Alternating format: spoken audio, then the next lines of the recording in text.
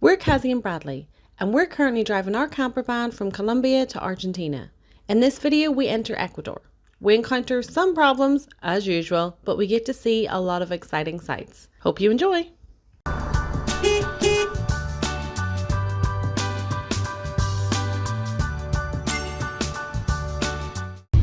So we're 5 minutes from the Ecuadorian border. Love border crossings. That's sarcasm.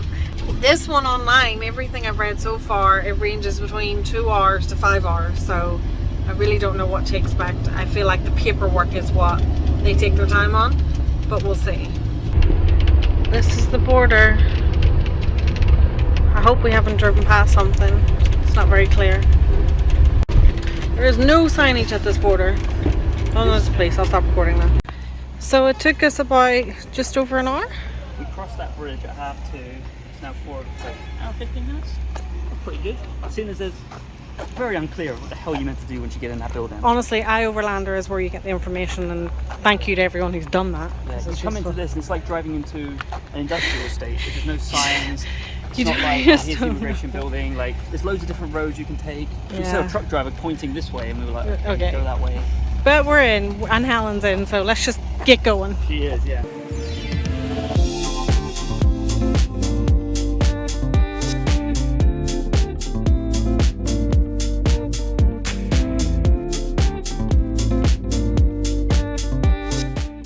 While it's in my head, here's a fun fact about Ecuador.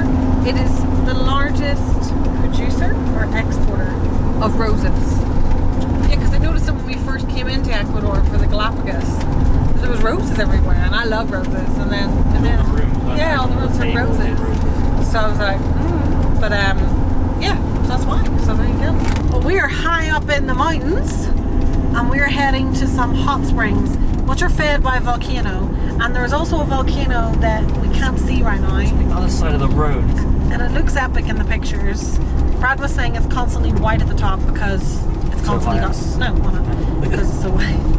But it's really cold outside. So the hot springs should be pretty damn nice.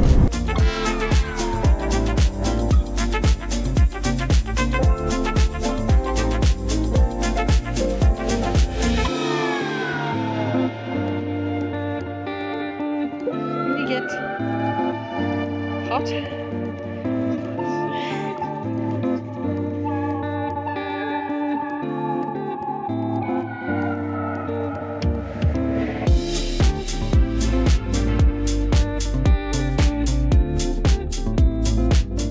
It's gonna do the double dip into the cold.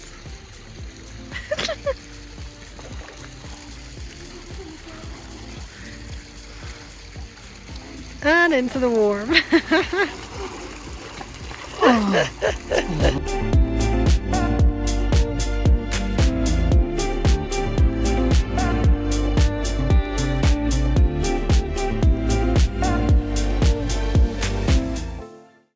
So this is our park up for the night. Really cool.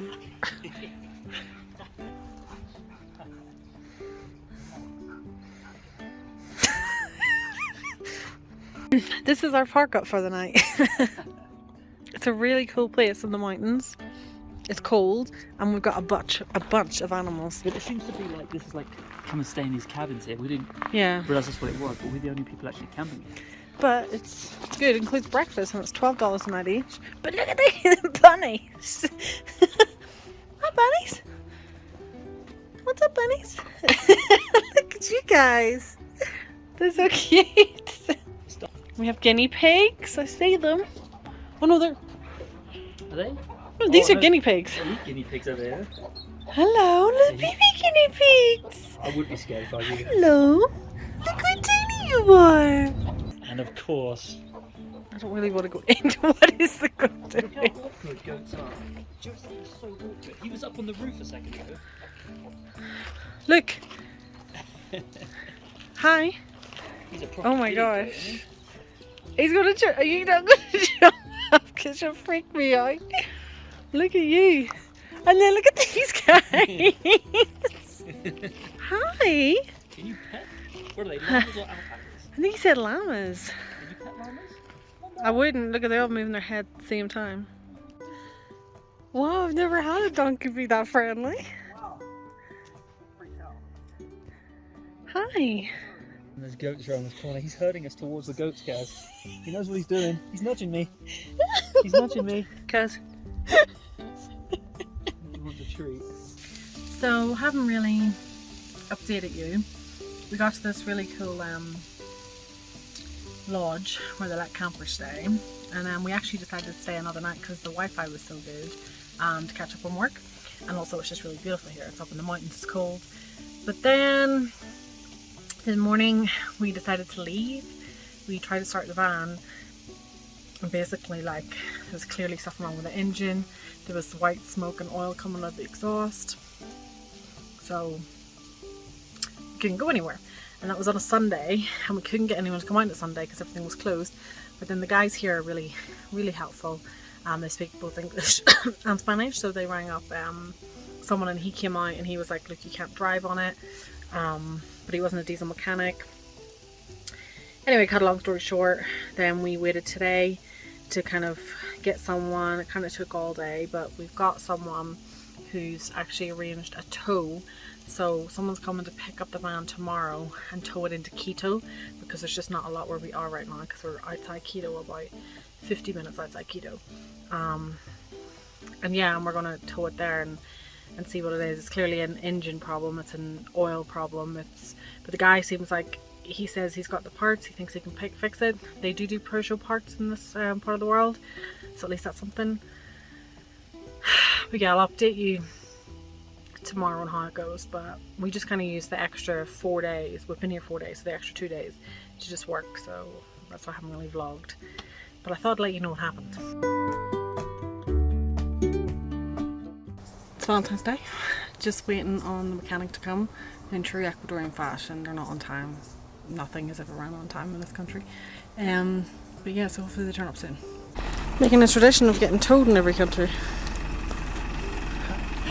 Done it in Canada, done it in the US, skipped out in Mexico. We're here.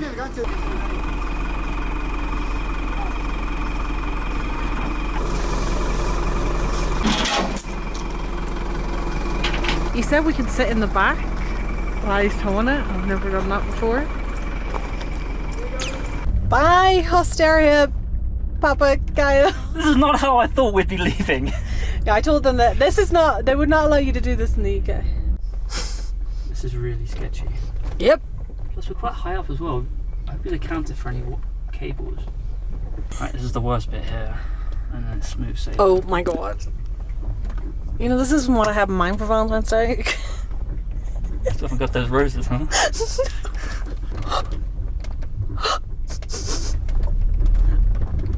Easy does her, mate. Oh, oh, oh. Okay. Well, we made it. Woohoo! That's up to this guy. He's our new best friend. I love this guy. Me and him are going to get on well. So as you seen, we got towed. We made it here. And it's now... Well, Cazzy's making bad jokes, so things can't be that bad. I don't know what time it is. I feel like I'm just delirious from waiting around all day. Yeah. Yeah, she's going to be okay. It turns out it's probably just all the really terrible fuel they have in Colombia and Ecuador that's bunged up. So they changed the fuel filter. I know it runs okay, but there's still like loads of smoke coming out. And they're saying that hopefully once you get rid of this fuel and just put fresh fuel in, hopefully it'll be okay from that. But they don't speak any English and we speak poquito español. You basically don't speak Spanish. So they're still doing some stuff, and they're really, really nice guys. Yeah, really helpful. Really helpful. They change our filters and stuff as well, other stuff. But so yeah, we're feeling optimistic. Yeah. Though the altitude probably isn't helping. Like all the vehicles in this city just run smoke like crazy. Yeah. So maybe it'll be different once we get low down. Yeah. And we're heading low now. That's the plan. Yeah. Low. And get the Peru and get some better fuel. These guys had something that no mechanic in Canada, North America had. They have Peugeot in Mexico, they have it in South America. So whenever he plugged it in to get the error codes, they actually had our van that actually came up, so they were able to diagnose it. So a lot of people said to us, like, why are you taking this van to, revving it up, why are you taking it to this part of the world whenever they don't have parts, whatever. It's just Canada and the United States that don't. The rest of them do. Point being, when we first got diagnosed, there was 2 error codes, and they've worked on it for hours now, and they've just retested it, and no error codes are showing up. So hopefully that means the problem's gone for now, and we can continue the journey south. There's a cow. It's a new one. Something that's different. That's our sight for the day. Drama done at the car. We're now parked up. And we had a lot of time to get food, so yeah, we kind of, yeah. But that's lovely. It's Valentine's, so this is our Valentine's. Bit of this and a bit of P.S. I love you. Have snow. Here's us thinking that we're trying to get low, but now we're at snow.